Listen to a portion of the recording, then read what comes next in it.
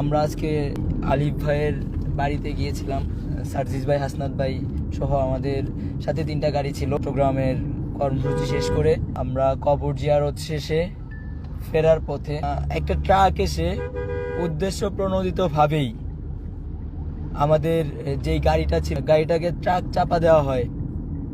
তো যখন ট্রাকটা আসতেছে দেখেছে তখনই গাড়িটাকে ব্রেক করা হয়, কিন্তু গাড়িটাকে ব্রেক করা সত্ত্বেও আবার সেখানে এই ট্রাক চাপা দেওয়া হয়। ড্রাইভারকে জিজ্ঞেস করা হয়, তার কাছ থেকে কোনো আনসার থাকে না।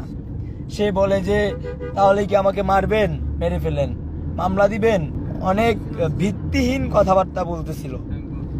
এবং পরবর্তীতে আমরা জানতে পারি যে যেই গাড়িটা ছিল, যেই ট্রাকটা ছিল, সেই ট্রাকের মালিক হচ্ছে একজন আওয়ামী দূষর।